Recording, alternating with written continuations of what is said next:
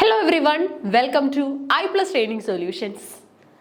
അപ്പോൾ ഇന്നത്തെ ക്ലാസ്സിൽ നമ്മൾ ഡിസ്കസ് ചെയ്യാനായിട്ട് പോകുന്നത് സെറ്റ് ഇംഗ്ലീഷിന് നമുക്ക് ഏറ്റവും ഇമ്പോർട്ടൻ്റ് ആയിട്ട് വരുന്ന ഒരു റൈറ്ററിനെ കുറിച്ചാണ്. Okay, Dylan Thomas. നമ്മുടെ പോം ഇൻ ഒക്ടോബർ ഒക്കെ എഴുതിയ ഡിലൻ തോമസിനെ കുറിച്ചാണ് ഇന്നത്തെ ക്ലാസ്സിൽ ഡിസ്കസ് ചെയ്യാനായിട്ട് പോകുന്നത്. ഓക്കെ, പൊതുവെ എല്ലാ എക്സാമുകൾക്കും നമുക്ക് ഇദ്ദേഹത്തിൽ നിന്ന് ചോദ്യങ്ങൾ വരാറുണ്ട്, വർക്ക് ആയിട്ടും അതുപോലെ തന്നെ ഇദ്ദേഹത്തിന്റെ ഇമ്പോർട്ടൻ്റ് ആയിട്ടുള്ള തീമുകൾ ഏതൊക്കെയാണെന്നും ഒക്കെയുള്ള രീതിയിൽ ക്വസ്റ്റ്യൻസ് നമ്മൾ കണ്ടിട്ടുണ്ട്. നോക്കിയാലോ, ഇതാണ് ഡിലൻ തോമസിന്റെ പോർട്രൈറ്റ്. ഓക്കെ, അപ്പൊ അദ്ദേഹത്തെ കുറിച്ച് നമുക്ക് നോക്കാം. ഒരു വെൽഷ് ബോൺ പോയിറ്റ് ആണ് കേട്ടോ. Okay, so Dylan Thomas was a Welsh poet known for his lyrical and emotional poetry, often featuring themes of life, death and nature. ലൈഫും ഡെത്തും നേച്ചറും ഒക്കെയാണ് ഡിലൻ തോമസിന്റെ കവിതകളിലെ ചർച്ചാ വിഷയം. ഓക്കെ, ഡിലൻ തോമസ് കവിതകളിലെ ചർച്ചാ വിഷയമാണ് ലൈഫും അതുപോലെ തന്നെ ഡെത്തും ഒപ്പം തന്നെ നേച്ചറും ഒക്കെ തന്നെ. Key aspects of his work include his use of powerful musical language, his connection to Welsh landscape and oral storytelling traditions, and his focus on the cosmic style of creation and death. Okay, appo nokkike, key aspects of his work include his use of powerful musical language, his connection to Welsh landscape and oral storytelling traditions, and his focus on the cosmic cycle of creation and death. അതായത് ഈ creation and ഡെത്തിനെ കുറിച്ചൊക്കെ അറിയാനായിട്ട് നമുക്ക് പൊതുവെ ഒരു curiosity ഉണ്ട് അല്ലെ. അങ്ങനെയുള്ള ക്യൂരിയോസിറ്റി ഉള്ള മാറ്റേഴ്സ് തന്റെ കവിതകളിൽ നിറച്ചുകൊണ്ടാണ് നമ്മുടെ ഡിലൻ തോമസ് കവിത എഴുതുന്നത്. ഓക്കെ, ഡിലൻ തോമസ് കവിതകൾ ഇത്രയും പോപ്പുലർ ആവാനുള്ള റീസൺ എന്ന് പറയുന്നത് ഓഫ് കോഴ്സ് അദ്ദേഹത്തിന്റെ സബ്ജക്റ്റീവ് ടോൺ. ഓക്കെ, കവിതകളിൽ നിലനിർത്തുന്ന സബ്ജക്റ്റീവ് ടോൺ എക്സലന്റ് ആണെന്ന് നമുക്ക് പറയേണ്ടതായിട്ട് വരും. അതുപോലെ തന്നെ അദ്ദേഹം മെയിൻറ്റെയിൻ ചെയ്യുന്ന ഒരു സോർട്ട് ഓഫ് മൊമെന്റം ഉണ്ട് ആ കവിതകളിൽ, അത് വളരെ സിഗ്നിഫിക്കന്റ് ആണ്. അതുപോലെ തന്നെ ഇത്തരത്തിലുള്ള വളരെ റെയർ പ്രഷ്യസ് ജം ആണ് അദ്ദേഹം എന്ത് ചെയ്യുന്നത്, കവിതകളുടെ മെറ്റീരിയൽ ആക്കി മാറ്റുന്നത്. Thomas' personal life was marked by a turbulent, high-profile and often self-destructive lifestyle, which is often seen as intertwined with his roistering, drunken and doomed poet persona. Okay, അതായത് ഒരു അൺപ്ലസന്റ് ലൈഫ് ആണ് അദ്ദേഹത്തിന്റെ നല്ലൊരു ഭാഗവും നമുക്ക് കാണാനായിട്ട് സാധിക്കുന്നത്. പിന്നെ അതുപോലെ തന്നെ ക്ലോസ് കണക്ഷൻ ഉണ്ടായിരുന്നത് അമ്മയുമായിട്ടാണ്. അമ്മയുമായിട്ടുള്ള തന്റെ ഒരു മെമ്മറീസും അതുപോലെ തന്നെ തന്റെ ചൈൽഡ്ഹുഡ് ഇന്നസെൻസും പിന്നീട് വളർന്നപ്പോൾ അത് നഷ്ടപ്പെട്ട സാഹചര്യവും ഒക്കെ തന്നെ പോം ഇൻ ഒക്ടോബർ പോലെയുള്ള കവിതകളിലൂടെ അദ്ദേഹം വളരെ റിമാർക്കബിൾ ആയിട്ട് പറയുന്നുണ്ട്. ലിറ്ററി സ്റ്റൈൽ ആൻഡ് തീംസ് ആണ് ഇനി നമുക്ക് നോക്കാനുള്ളത്. ലിറിക്കൽ ആൻഡ് ഇമോഷണൽ ലാംഗ്വേജ് ആണ് മെയിൻറ്റെയിൻ ചെയ്യുന്നത്. Thomas is celebrated for his acutely lyrical and emotional poetry characterised by a rich sonic quality that was meant to be heard aloud. Okay, high lyrical and emotional language എന്ന് പറഞ്ഞാൽ നമ്മൾ ഈ cinema ഗാനങ്ങളിലെ വരികളൊക്കെ കേൾക്കുന്നത് പോലെ, ചില വരികളൊക്കെ നമ്മളിൽ strike ചെയ്യുന്നത് പോലെ ഡിലൻ തോമസ് പോംസും അതുപോലെ നമ്മളെ സ്ട്രൈക്ക് ചെയ്യാറുണ്ട്. അതേപോലത്തെ ഒരു മൂഡിലേക്ക് നമ്മളെ കൊണ്ടുപോകാറുണ്ട്. ഓക്കെ, സോ ഹൈലി മെലോഡിയസ് ആണ്. അതുപോലെ തന്നെ സോണിക് ക്വാളിറ്റിയും നമുക്ക് കിട്ടും. ലൈഫ് ആൻഡ് ഡെത്ത് പറയാനാണെങ്കിൽ his poems frequently address the link between life and death. Okay, so if one is born death is sure എന്നുള്ള ഒരു ഐഡിയ ഉണ്ട്. Sometimes offering a message of comfort that death does not have a ultimate dominion over the spirit. അതായത് death എന്ന് പറഞ്ഞ ഒരു final leveller ഒന്നും അല്ല.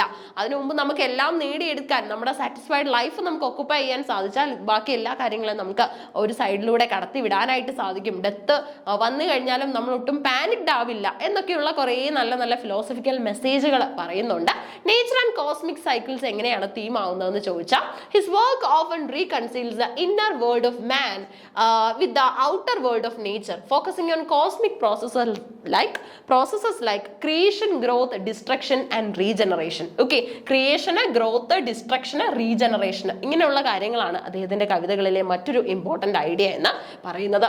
Nostalgia and childhood innocence നമുക്ക് കാണാൻ സാധിക്കും. He frequently expressed a nostalgic ലോങ്ങിങ് for the innocence of childhood, often reflecting on memories of the Welsh countryside. Welsh country സൈഡിനെ കുറിച്ചൊക്കെയുള്ള കൃത്യമായിട്ടുള്ള മെമ്മറീസ് ഒക്കെ പ്രൊവൈഡ് ചെയ്തുകൊണ്ട് ആ ഒരു ഐഡിയാസ് ഒക്കെ അതുപോലെ കൺവേ ചെയ്തുകൊണ്ടാണ് റൈറ്റർ കവിത എഴുതുന്നത്. ഓക്കെ, ഇനി റൊമാൻറ്റിസിസം ഉണ്ട്.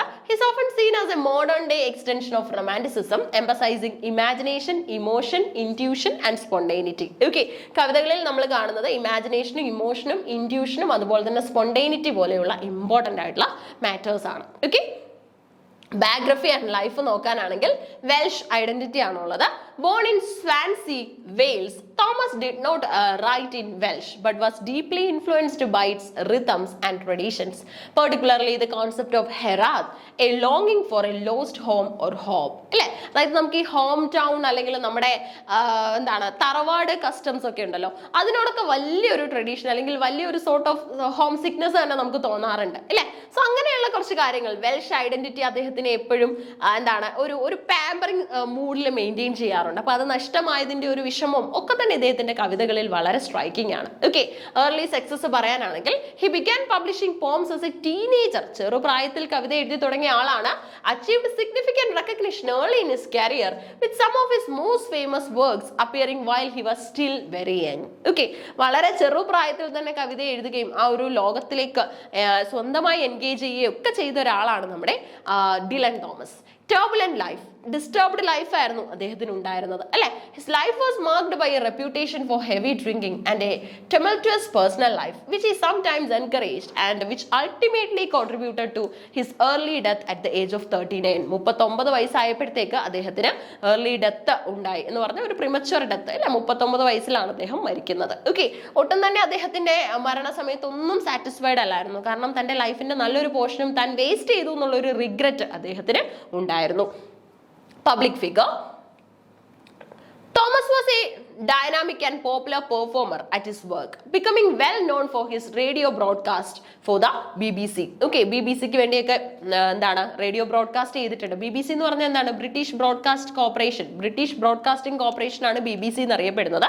അവിടെ ഒരു റേഡിയോ എന്താണ് ബ്രോഡ്കാസ്റ്റ് പെർഫോമർ ആകുക എന്നൊന്നും പറഞ്ഞാൽ it's not a simple thing. Okay, ആ ഒരു അച്ചീവ്മെന്റ്സ് ഒക്കെ നേടിയെടുത്തിട്ടുണ്ട്.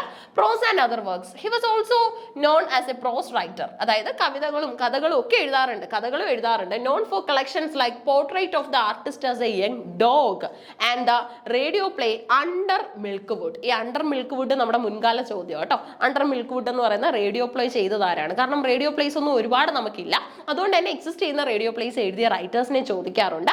So the answer is Dylan Thomas. Okay, അപ്പൊ ഏറ്റവും പോപ്പുലർ ആയിട്ടുള്ള നമ്മുടെ ഇംഗ്ലീഷ് ലിറ്ററേച്ചറിലെയും ഒപ്പം തന്നെ നമ്മുടെ വെൽഷ് ബോൺ പോയിന്റ് ആയ നമ്മുടെ ഡിലൻ തോമസിനെ കുറിച്ചാണ് നമ്മൾ ഡിസ്കസ് ചെയ്തത്. നല്ല നല്ല ഒരുപാട് വർക്കുകൾ എഴുതിയിട്ടുണ്ട്. പോം ഇൻ ഒക്ടോബറിന്റെ കാര്യം കൂടെ നിങ്ങളൊന്ന് മൈൻഡിൽ ഇട്ടേക്ക്, അതും നമുക്ക് ചോദ്യമായിട്ട് വരാനുള്ള സാധ്യതയുണ്ട്.